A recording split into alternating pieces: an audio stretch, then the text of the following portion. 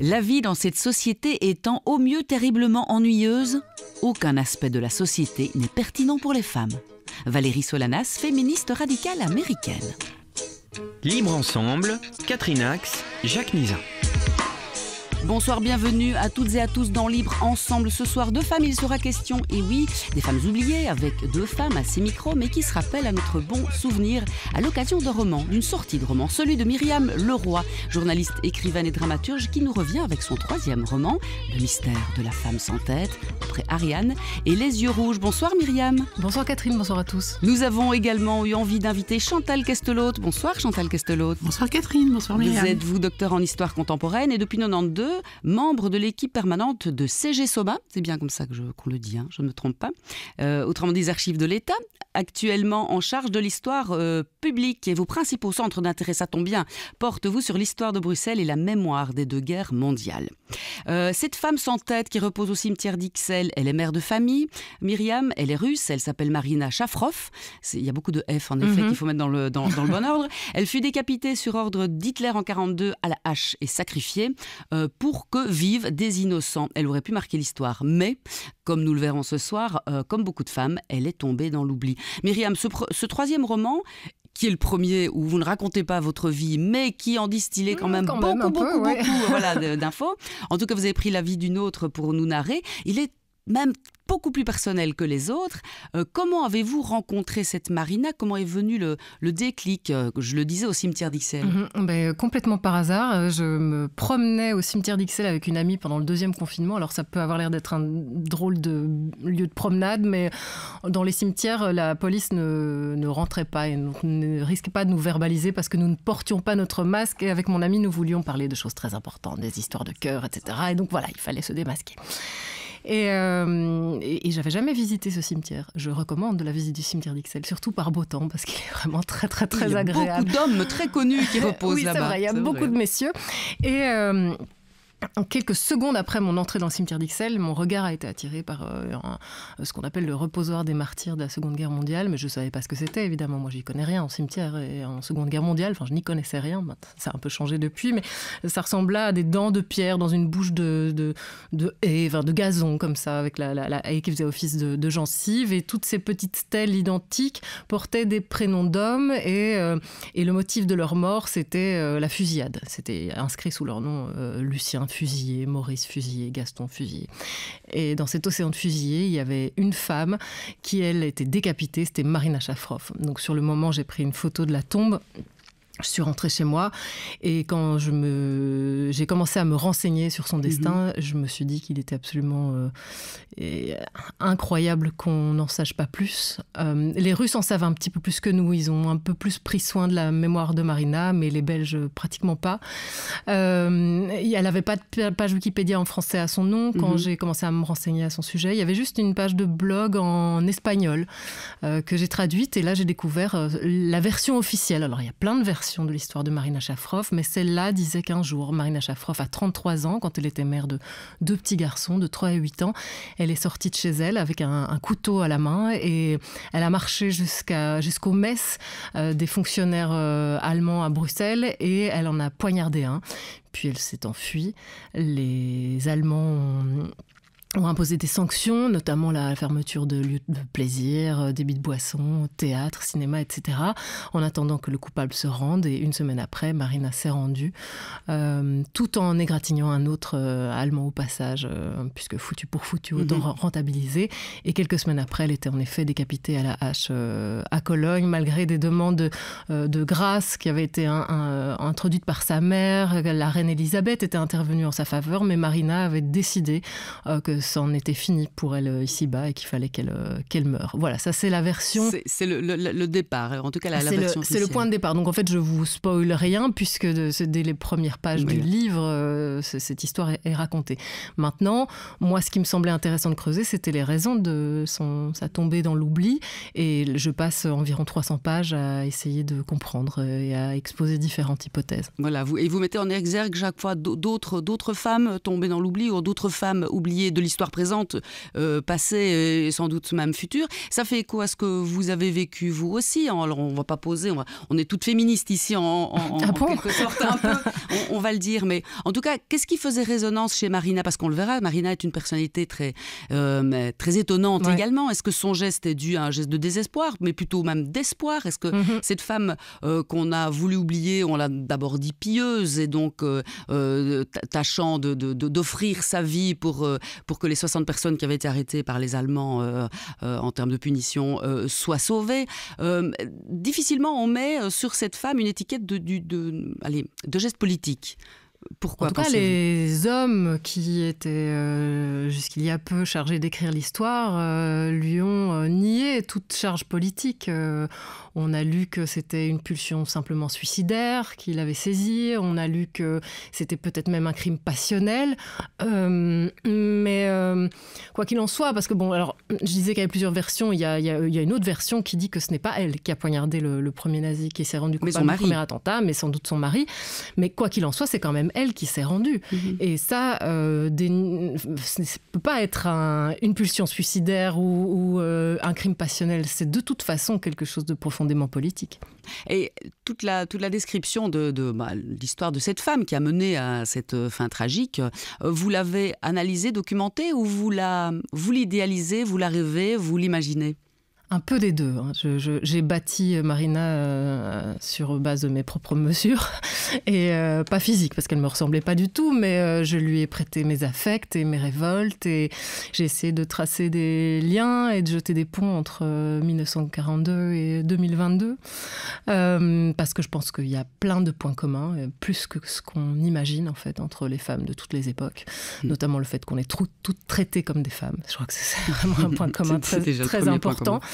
Et donc elle, dans la Belgique des années 40, je crois qu'elle était maltraitée par la société en général, comme toutes les femmes l'étaient. Je pense que c'était une femme ordinaire qui est devenue une héroïne un peu par la force des choses et par la force de l'accumulation. C'est mon hypothèse. Mais ce que je sais de Marina, c'est ce que m'en a dit son fils, parce qu'elle avait donc 2 fils et il y en a un qui est toujours vivant, qui m'a parlé d'elle, et il lui subsiste des souvenirs. Et puis j'ai lu des lettres de Marina qu'elle a écrites à ses enfants, qu'elle a écrites à son mari, à sa mère, des descriptions qu'on faisait d'elle. L'aumônier qui l'a accompagnée jusqu'à l'orée de la mort a beaucoup parlé d'elle. La mère de Marina a parlé d'elle. Et à partir de là, je me suis fait ma propre idée. Donc le premier travail, il est vraiment journalistique en quelque sorte. Oui, c'est une enquête d'abord. Au départ, c'est une enquête. Et je pensais arriver jusqu'au bout de mon enquête et d'avoir une vérité et quelque chose de sans équivoque à livrer au public. Et puis en fait, il y a beaucoup trop de trous dans cette histoire pour espérer arriver à une vérité unilatérale. Et donc j'ai décidé d'assumer le recours à la fiction et d'écrire le livre qui est en train de s'écrire. En fait, de décrire le processus d'imagination à l'œuvre dans une tentative de reconstitution, mais reconstitution comme on reconstituerait une statue brisée. Et moi, j'y mets des patchs et un peu de kitsungi, mais à partir de ce que je suis. C'est ça qui en donne toute la saveur aussi, je pense. Vous avez dit aussi que ce qui met en commun ces femmes, c'est de connaître l'humiliation. Hein. C'est un peu ça aussi que vous avez voulu dénoncer, entre guillemets. C'est cette humiliation de la femme d'hier et de la femme d'aujourd'hui, quand on se mêle en tout cas d'héroïsme et de politique peut-être. Oui, alors moi je ne connaissais pas grand-chose en résistance et Chantal Questelot vous en parlera certainement bien mieux que moi, mais j'ignorais que les femmes dans la résistance étaient tout juste tolérées, mais vraiment si elles avaient vraiment envie de s'incruster.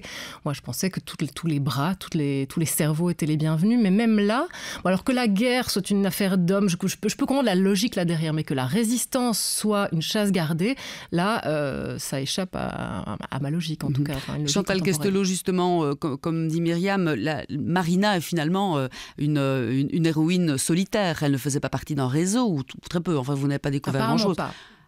Apparemment pas. Oui. Est-ce que c'est pour ça qu'elle est tombée dans l'oubli? Alors, première question, j'oublie de vous demander, est-ce que vous la connaissiez, Marina Shafrof? Je la connaissais, effectivement. J'en avais entendu parler, d'abord par José Gotovitch qui en parlait dans sa thèse. Et ensuite, il y avait l'idée, on était à quelques semaines de la Journée internationale des femmes, et donc on a un site qui s'appelle Belgian World War II, et l'idée c'est de rendre hommage à des femmes. Et qui donc, est un super site d'ailleurs, je tiens à le dire, parce que je l'ai beaucoup fréquenté. belgianworldwar2.be. Et donc l'année précédente, j'avais mis en exergue une série de femmes résistantes, et puis là je cherchais une femme qui avait quelque chose de particulier. Et donc la première femme décapitée venant de Belgique, ça me paraissait être, je dirais, pour parler un langage un peu formel, un pitch qui allait parler, effectivement. Et donc, c'est comme ça que j'ai continué ces recherches sur Marina. Effectivement, je confirme qu'on ne sait pas grand-chose. Effectivement, elle n'appartient pas à un mouvement. Et ça explique aussi une partie du silence, évidemment, parce qu'il n'y a pas de groupe qui, après la guerre, va porter sa mémoire. Hein. Donc, elle est rapatriée, son corps est rapatrié en 1947, donc c'est déjà tardif, effectivement. Elle est dans la pelouse d'honneur de ce cimetière d'Ixelles. C'est vrai que les femmes en résistance sont grosso modo des oubliées, même si elles ne sont pas complètement absentes. Hein, on estime environ à 20% le nombre de femmes en résistance. Mais il faut se rappeler aussi les mécanismes, les codes de l'époque. Et donc, quand on va mettre en place toute une série de statuts de reconnaissance, et on va au plus privilégier la résistance armée, qui est sans doute celle où les femmes se sont le moins distinguées. Elles se sont plus distinguées dans la résistance civile ou presque clandestine. Et donc, quand on va reconnaître, eh bien souvent, les femmes vont rester à l'arrière-plan. Leur mari, leur frère, leur père va se faire reconnaître. Et puis, oui, mais si moi je suis reconnue, ça suffit. Et donc c'est vraiment frappant. Il y a une photo qui me vient en mémoire, c'est une photo à la Grand Place où on voit des représentants d'organisations de résistance. Il y a Eisenhower qui est là et qui va leur rendre hommage. Et il y a une femme et je me dis, ah waouh, il y a quand même une femme. Eh bien non, elle est juste là parce que son mari n'a pas pu venir et donc elle le représente. Et donc il y a vraiment une espèce d'invisibilité des femmes alors que l'on sait aujourd'hui que leur engagement a été bel et bien réel. Mais il faut aller au-delà des évidences, au-delà des sources classiques auxquelles on a eu accès. Et donc, effectivement, on se trouve devant l'idée, il faut travailler de manière alternative.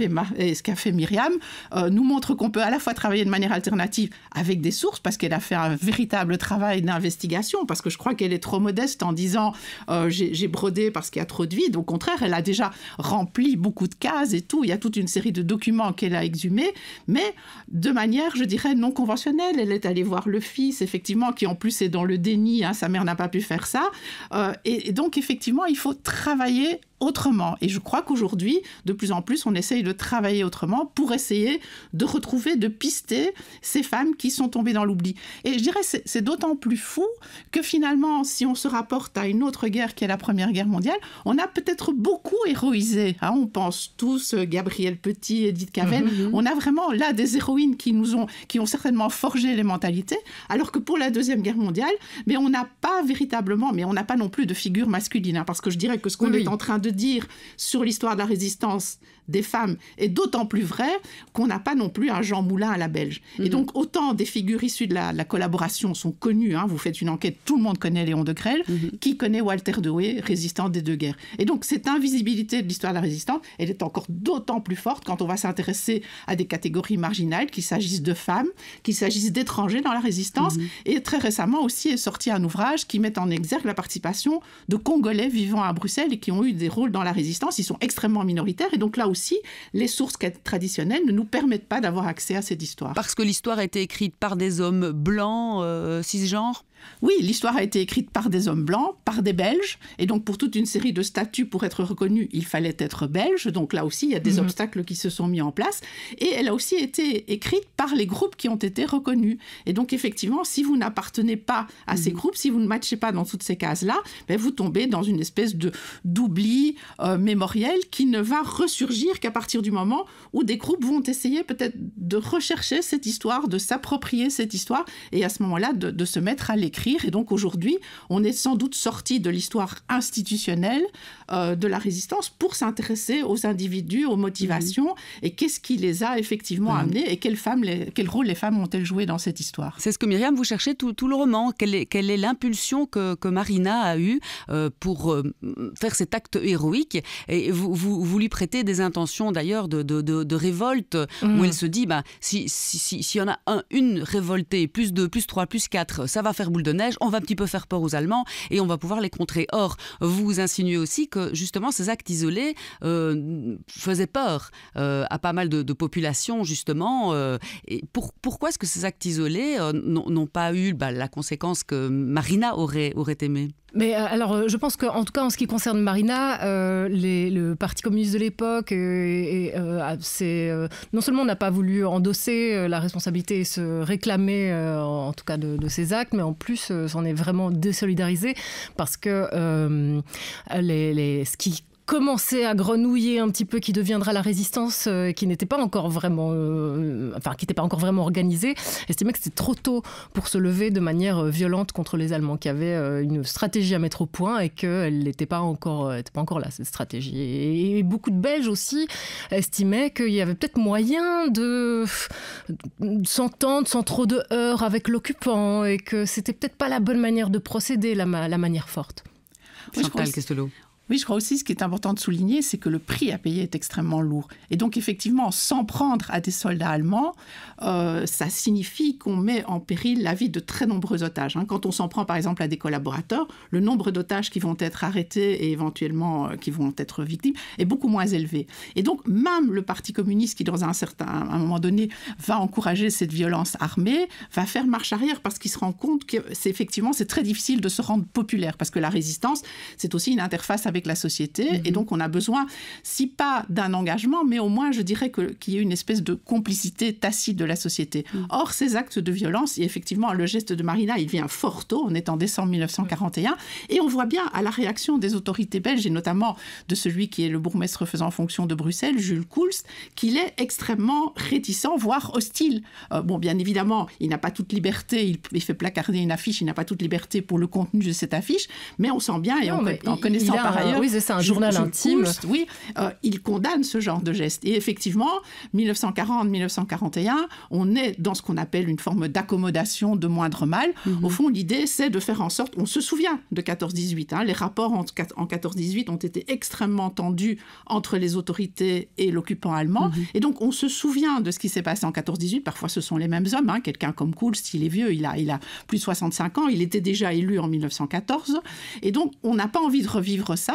Et donc, on temporise. Et donc, on va, je dirais, faire des entorses. De même qu'on voit par rapport aux Juifs, par exemple, on accepte le processus d'enregistrement des Juifs à l'automne 1940 parce qu'on est dans un processus d'accommodation. Et pourquoi est-ce qu'on irait protéger une population qui est à 90% étrangère, partant du fait qu'on a soi-même des réflexes xénophobes. Et donc, c'est là qu'on mesure aussi la jauge de la démocratie. Comment est-ce qu'une démocratie, même si on est dans un contexte d'occupation, comment est-ce qu'on va protéger les citoyens les plus faibles? Et donc, ce qui n'est pas pensable s'en prendre par la violence à un soldat allemand en décembre 1941, eh bien, ça repose sur tout ce consensus social qui est encore celui de l'époque. On attend une issue qui est peut-être encore favorable. On espère que les Allemands vont dire un jour, on a assez, on va s'en aller. C'était chouette, on rentre chez nous, on s'en va. Mais surtout, l'année de bascule, c'est 42. Donc en 1941, au moment où elle commet son acte, c'est au moment où les États-Unis entrent en guerre. Donc on est encore dans un contexte, l'Union soviétique c'était une visionnaire, notre Marina, mais un peu trop tôt. Elle a été attaquée en juin, les États-Unis entrent dans la guerre le 7 décembre 41, c'est le jour du premier attentat de Marina. Et donc 1942 est vraiment considéré comme l'année de bascule. Les Allemands n'arriveront pas à Stalingrad, les États-Unis sont dans la guerre. Et donc petit à petit, je dirais, on est dans un basculement qui va faire qu'effectivement ceux qui étaient peut-être encore des attentistes en 40-41, petit à petit vont s'engager en résistance. Mais ça ne veut pas dire qu'ils vont s'engager dans une résistance armée. On est quand même dans une société, une société belge, et c'est pas évidemment surprenant que Marina, qui vient d'un tout autre contexte où le rapport à la violence est différent, on est dans une société belge où la pratique de la violence, c'est quelque chose qui ne fait plus partie du quotidien. Donc quand on veut s'en prendre par la violence, on doit vraiment chercher quels sont les résistants qui sont prêts à utiliser des armes. Et c'est pas une surprise qu'on va trouver dans cette résistance quantité de jeunes juifs étrangers qui viennent de sociétés où le rapport à la violence est complètement différent de ce qu'il est dans la société belge. Marina, c'est aussi une femme qui est révoltée de l'intérieur, qui en a marre de ce qu'elle vit, en tout cas dans votre portrait, qui est enfermée chez elle avec un mari dont elle a été folle amoureuse et puis qui l'oublie un peu. elle veut un acte libérateur pour elle-même. C'est cette petite femme en nous qui nous donne envie d'exploser, en fait. En tout cas, c'est comme ça que j'ai eu envie de l'écrire. Non, c'est trop rien. De ce que je vois d'elle, c'est surtout les lettres qu'elle a écrites, ça avait l'air d'être quelqu'un de simplement passionné. Mais à partir de cet indice, une femme passionnée, je me dis une femme passionnée dans un contexte de guerre, une femme passionnée qui n'est pas dans son pays, qui vient d'une culture avec, en effet, comme le disait Chantal, qui n'avait pas le même rapport à la violence que la nôtre, d'une culture aussi où les femmes avaient le droit de vote, alors que chez nous, elles attendront 1948 pour l'avoir.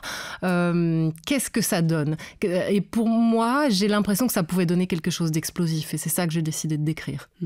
C'est une femme pieuse aussi, et quand vous allez trouver son fils Vadim, voilà, pour qu'il explique un petit peu sa mère qui n'a pas tellement connue en fait, c'est la première chose qu'il vous dit, c'était une femme avant tout pieuse, qui voulait protéger les autres et le bien des autres. Est-ce que ça a joué, vous pensez ? Oui, je pense qu'elle avait un sens aigu de la justice et que... Et le côté pieux, c'est l'époque aussi, évidemment. Oui, c'est l'époque, et puis c'est la Russie. Et puis oui, c'est ça. Elle baignait dans un mysticisme qui nous avait déjà peut-être un peu quittés en Belgique, mais peut-être que quand on est pieux, comme l'était Marina, on pouvait croire que la vie allait continuer. En tout cas, c'est ce qu'elle avait l'air de dire dans les lettres qu'elle avait laissées à ses enfants, qu'elle serait, après la mort, en train de danser et de chanter avec des beaux anges, avec des ailes blanche dans le ciel. Donc il y avait un accès très littéral, lui semblait-il, à un autre monde qui était plus heureux qu'ici. Et d'ailleurs, ses réactions lors de son procès l'ont bien montré qu'elle était prête pour la vie d'après et qu'elle fermait la page de la vie ici. C'est un peu en résonance avec ce qu'on voit aussi des jeunes qui s'engagent à faire le djihad là-bas et qui cherchent une quête d'absolu et de paix intérieure. C'est évidemment un parallèle très délicat à faire, donc c'est pour ça que moi je ne l'ai pas mis dans le livre, parce que c'est difficile à justifier, c'est difficile d'en discuter, mais c'est vrai qu'on ne peut pas ne pas y penser. On pense à ça. On pense à ça, à une... Des pertes de repères ici. En tout cas, un élan qui est dicté par quelque chose de plus grand que la vie sur Terre. Comme quoi nous avons tous besoin effectivement de cet élan. Et alors, vous tombez également sur, c'est formidable, un film russe retraçant la vie de Marina. Mais là aussi, toute la partie politique est complètement balayée pour en laisser une femme veuve, puisqu'elle, là, dans le film, elle vient de perdre son mari, et donc veuve éplorée, et qui commet l'acte irréparable de tuer un Allemand par douleur. Oui, c'est un film de 1982 qui s'appelle Quelque part un Loriot pleure. D'ailleurs, vous pouvez le retrouver si vous googlez Quelque part un Loriot pleure, mais en cyrillique. Enfin, c'est facile avec un logiciel de traduction. Vous allez sur l'onglet vidéo et vous pouvez trouver le film en entier qui a une esthétique de porno soft du samedi soir de M6 ou AB3, quoi, avec des halos irisés. Il y a beaucoup de musique, des orgues électroniques, et puis on la voit souvent à moitié nue prendre sa douche avec son amant. Et puis son amant est tuée. Et puis à la fin du film, elle prend un revolver et elle abat une grosse légume nazie, donc un dignitaire très très important. Donc ils ont pris vraiment énormément de liberté avec le réel. Mais apparemment, c'était une grande star de l'époque russe qui a endossé le rôle de Marina et qui a dit tout au long de sa carrière que c'était le rôle le plus marquant de sa vie. Donc la Marina n'avait pas été oubliée, mais enfin on se rappelle quand même de... C'est pas vraiment la vraie Marina, on lui a plaqué d'autres têtes sur le coup. Est-ce que vous pensez aujourd'hui que ces mentalités-là peuvent être déconstruites, ce patriarcat? Vous y travaillez en tant qu'historienne, en tant qu'écrivaine, dramaturge aussi, Myriam, pour déconstruire justement, empêcher que toutes ces femmes tombent dans l'oubli, parce qu'il y a les femmes... combatives, les révoltées, mais il y a aussi les femmes artistes, les femmes peintres, les femmes scientifiques. C'est dur quand même, regardez, alors je parle de toute autre chose, mais le dernier prix Goncourt de Brigitte Giraud, c'est celui qui vend le moins, et même des gens du jury Goncourt ont dit que c'était un prix mineur et qu'il devait être logiquement très vite oublié. Regardez le prix Nobel qui a été attribué à Annie Ernaux, le nombre de voix masculines qui se sont élevées pour vraiment quelque part annuler ce prix, en tout cas annuler le côté honorifique et la distinction que ça pouvait lui conférer en disant qu'elle ne méritait pas le prix Nobel. Enfin, bref, quand on obtient quelque chose, quand on est une femme, apparemment, nous ne le méritons jamais. Donc ça va être difficile, même aujourd'hui, les femmes qui s'illustrent aujourd'hui, de perdurer dans l'histoire, je crois. Donc il faut former la jeunesse. C'est ce que la laïcité est en train de faire aussi. Là, on fait un petit peu publicité pour la maison. C'est dans l'éducation, dans l'EVRAS, l'éducation à la vie relationnelle, affective et sexuelle des jeunes, dans les écoles, qu'on doit éduquer nos filles et nos garçons. Mais nos filles aussi. Oui, absolument. Je crois que ça passe par un changement global, pas seulement par les filles, bien sûr par les filles, parce que je crois qu'elles ne se sortiront jamais de l'oubli aussi bien que par elles-mêmes, mais aussi changer le regard des hommes sur la société et donc reconstruire, réinterroger des évidences historiques, se reposer à l'aune d'autres questions. Je crois qu'effectivement, ça va permettre d'avoir, on peut espérer en tous les cas un regard, mais c'est sûr, ce ne sera jamais donné, ce ne sera jamais cadeau et c'est un combat qui va encore perdurer. Et donc, effectivement, interroger la place des femmes en Belgique pendant la Seconde Guerre mondiale, c'est à la fois s'intéresser au quotidien, c'est s'intéresser aux mécanismes de survie, c'est s'intéresser aux phénomènes d'engagement et c'est s'intéresser aux phénomènes d'oubli. Et se poser la question, pourquoi cet oubli ? Un oubli qui a à la fois été le fait des femmes elles-mêmes, parce qu'elles étaient tellement imbriquées dans ces canons où c'était les hommes qui étaient les acteurs, mais aussi pourquoi les hommes ont contribué à cet oubli. Et donc je crois qu'il y avait vraiment une espèce de dialogue, une revisitation de cette histoire, des contextes, des cadres de reconnaissance, et voir au fond quelle est cette place. Et effectivement, moi aussi, j'étais allée au cimetière, et c'est vraiment frappant de voir cette femme-là, elle est presque au milieu, et puis on voit décapitée, et on ne peut pas s'empêcher de se dire, c'est quoi derrière cette histoire ? Et je reviens à vos livres. Le premier titre que j'avais reçu, c'était La décapitée. Et j'avoue que j'avais un faible, moi, pour ce titre. J'aimais bien aussi. J'aurais préféré que ça reste La décapitée, parce que je trouvais que c'était tellement d'une telle violence, qui était vraiment une violence pas seulement symbolique sans tête, c'était plus symbolique, tandis que La décapitée, on voyait le bourreau derrière le titre, et je trouvais que ça, c'était vraiment quelque chose qui me parlait et qui m'obligeait à me poser la question du pourquoi de cet engagement. Et d'ailleurs, ça aurait pu être ma première question, mais pourquoi a-t-elle été décapitée et pas fusillée au fond ? Alors apparemment, la décapitation était une forme de galanterie de l'époque, puisque c'était une mise à mort que l'on réservait aux femmes. En tout cas, bon, les dernières explications que j'ai, vous en avez peut-être d'autres, Chantal, mais comme c'était la mise à mort promise aux nobles jadis, eh bien les femmes avaient droit à cette espèce de petit présent qui leur était réservé. La cerise sur le gâteau. Voilà, c'est ce que j'ai entendu, mais peut-être que vous avez entendu autre chose. Alors là, j'avoue mon ignorance, et donc j'apprends effectivement... Mais j'ai beaucoup essayé de savoir, et c'est très difficile, parce qu'en plus la décapitation était interdite, mais les Allemands la pratiquaient quand même. Parce qu'ils l'ont aussi pratiquée sur des hommes. Donc, parce que Marina a été décapitée à Cologne, en Allemagne. Elle a été... Ce qu'il y a, c'est que c'est très très tôt, parce qu'effectivement, je dirais des attentats qui ont donné lieu... Bon, le soldat n'est pas mort, mais à l'époque, on a quasiment cru qu'il était mort. Je veux dire, c'est vraiment un mois ou deux avant, et effectivement, leurs auteurs vont aussi être décapités. Donc, je veux dire, il y a une espèce de punition dans la mort. C'était peut-être la mode, ces mois-là, de décapiter. En tous les cas, je ne sais pas pourquoi, mais une série de résistants jugés à Cologne, alors est-ce que, bon, là, il faudrait aller voir, sont décapités. Oui. Donc. Oui, et d'ailleurs, il y a des descriptions de ces décapitations d'un prisonnier qui regardait par un trou dans la palissade ce qui se passait. Et la décapitation telle que je la décris dans le livre, c'est une décapitation que lui décrit de camarades qu'il a vu passer sous la lame des Allemands, quoi.